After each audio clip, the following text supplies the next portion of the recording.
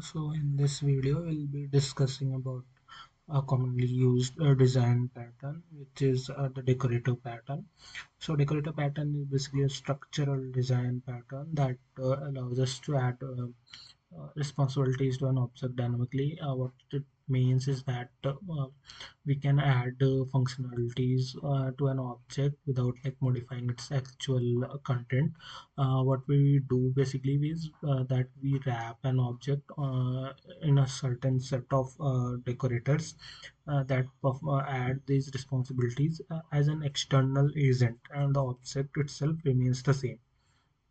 Like the behavior of the base object remains the same. So in this video, we will discuss how the structure of a decorator pattern is defined and when to use it, and an example in Java. So basically, first we should know like why are we using this kind of pattern and what kind of problem does it solve. So I'll take a simple example of a coffee shop. So at coffee shop, we can get multiple type of coffees, which is basically here we can see is plain coffee, sugar coffee, and milk coffee.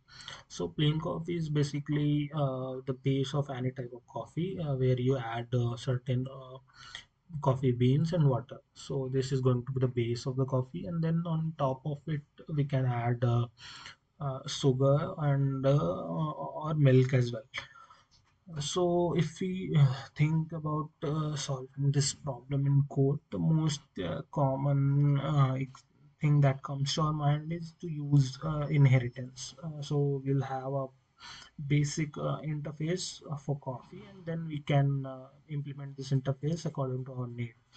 Up to here, like this solution looks completely fine, but I'll take another example, or maybe I'll explain where this example only, like what can be the future problem with this. So if we go like tomorrow, we can have the requirement for a plain coffee with added sugar or a milk coffee with added sugar. In this case, what we have solved currently is to inherit like implement the base interface in three different formats, like in the three different classes.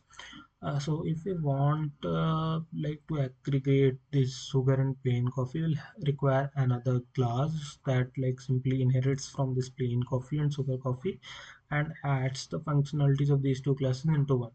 And similarly for milk and sugar, we'll have another layer of like another hierarchy, that is inheritance from milk coffee class and sugar coffee class, and then combine them into one. So once this chain like becomes very long, and then this inheritance will become very difficult to manage and will increase the complexity of the code. And this way the like levels of the inheritance will grow exponentially, which is not ideal for a good looking code base. So we'll look into the solution of this problem. The solution of this problem is basically provided by the decorator pattern itself. So we'll be looking first the structure of the pattern. So this is something which is common across all kind of decorators we define. So we have this blueprint. It may not be very understandable right now, but still I'll go through this and we'll be later understanding this with a code example itself. So on the base layer, we have a component interface. So this component interface is the common type of like common type for all kind of our components as well as decorators. So this is important to keep in mind that our decorators are also of this type only. We'll know the reason of this very soon. So on the first and the topmost layer, we have this component interface, and then we have a concrete component that implements this interface. This is the most basic unit of item we can have, like which we want to add functionalities to. So this is that item to which we add functionalities. Now implementing the same interface, we have a abstract decorator. So this decorator basically, in most of the cases, what it does is basically it wraps this concrete component in it, and it calls the original methods of the concrete component here in this abstract decorator. because we know like we cannot create an instance of a abstract class if we consider Java. So this is just to ensure that whenever uh, decorators act on top of the component, its root methods are called. And implementing these this abstract decorator, we have certain concrete decorators. So this concrete decorators, what they will do is they will add the functionalities over this wrappy.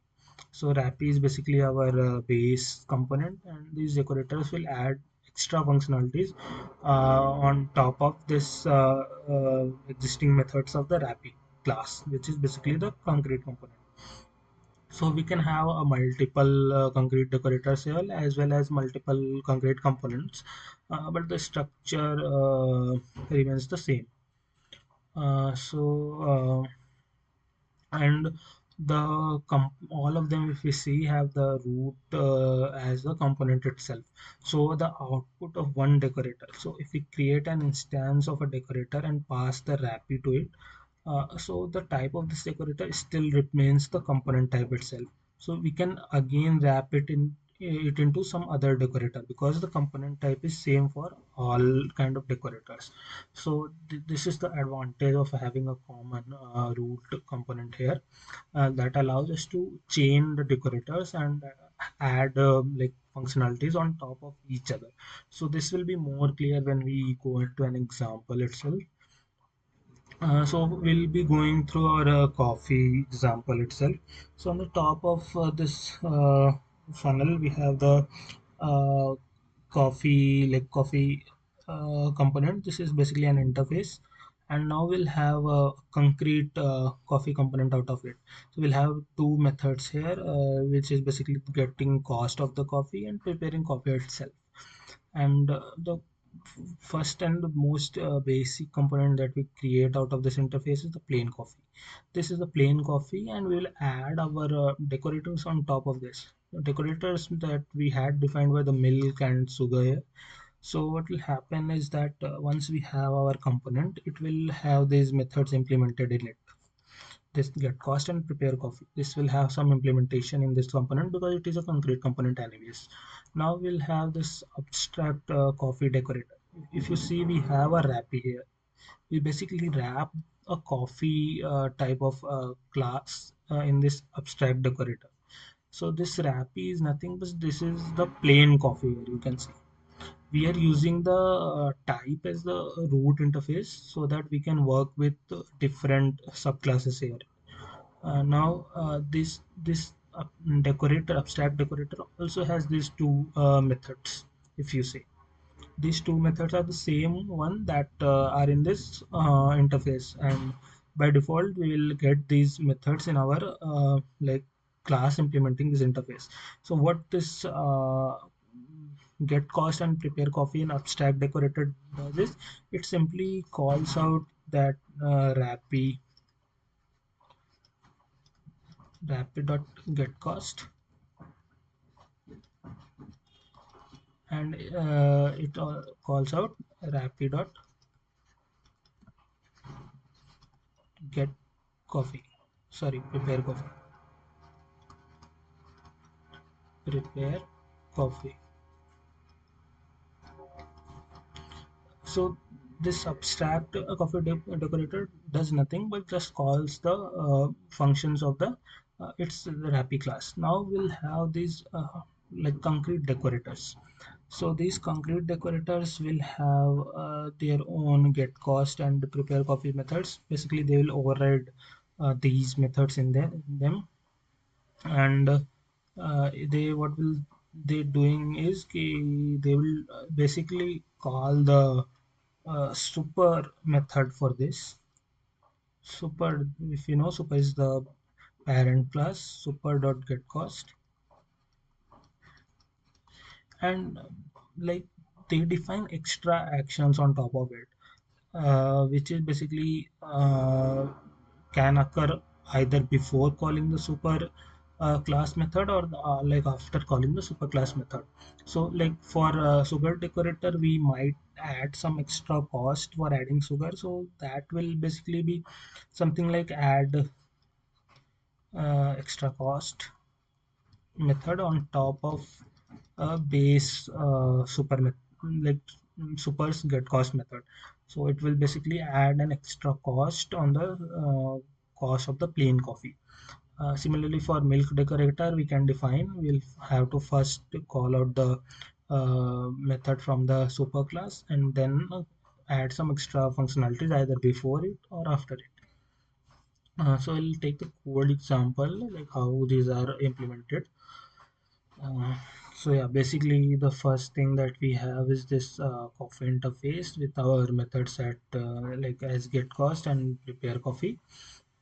And this is the concrete component. If you see the first concrete component, that is the plain coffee that implements coffee, and it basically does nothing but overrides these two methods from the parent interface. If you see,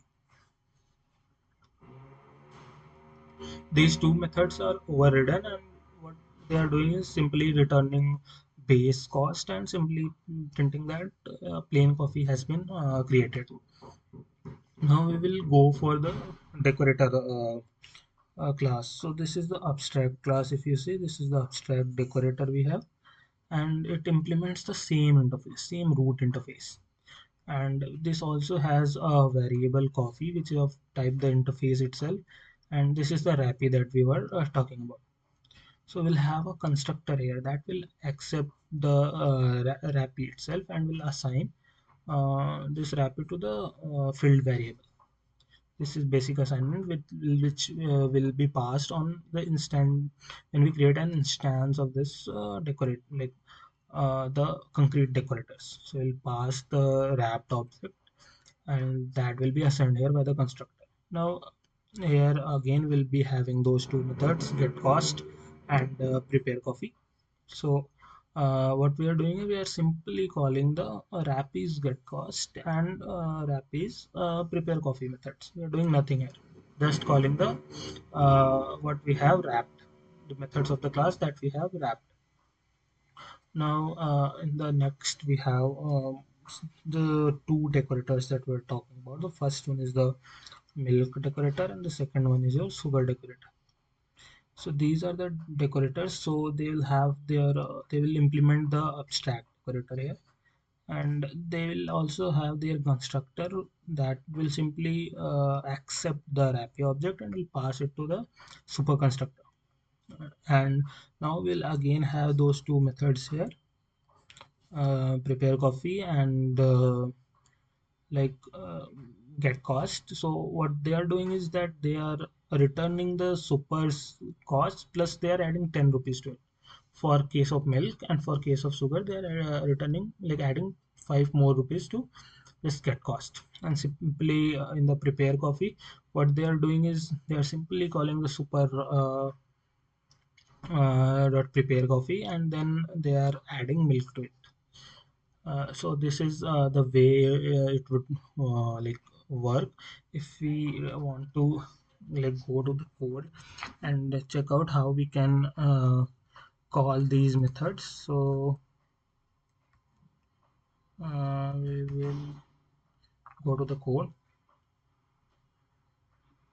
So this is the basic code here, and these are again the concrete component of the class that we have, the interface that we have. Then we have decorator, and then we have those milk decorator and the coffee decorator as we earlier talked about. So first what we are doing here, we are just creating a coffee this plain coffee like object, that this is the concrete component for us and the type is the root interface itself. Now we are like asking the user if he or she wants to add milk here or not. If like he or she wants the milk, we will simply like use this plain coffee inside the milk decorator, and now this object will be assigned back to the like root interface object itself. So this will have now the uh, property of like milk, adding milk to it. Now if the user wants sugar on top of it, we can add another decorator which will act upon this coffee object, and now we will get a like added sugar into the coffee. So this way we can chain the decorators and we can get the desired functionalities easily. So what is happening there is basically you first created a, let me take a clear the screen here. So you first created a coffee object plain coffee object. Now if you want like to add milk to it, what you can do is you can simply we'll call it like PCO. Like you can add a milk decorator upon this PCO. Will like this is the wrappy now here. Now this milk decorator is also of the type coffee itself. If you remember from the hierarchy. Now this itself is a milk type of like milk decorator will itself be the type coffee itself. So we'll get this object as milk piece like milk added plain coffee. So what will happen is it is milk plus plain coffee. Let's call it MPCO. Now what we can do is this is again the of type coffee. I am emphasizing on this because this is important. Otherwise, we will not be able to change the decorators.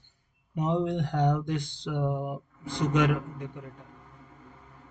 Now sugar decorator will have this constructor, sugar decorator, and now since it is of coffee type, it can wrap this milk plus plain coffee, and it will again be of the coffee type.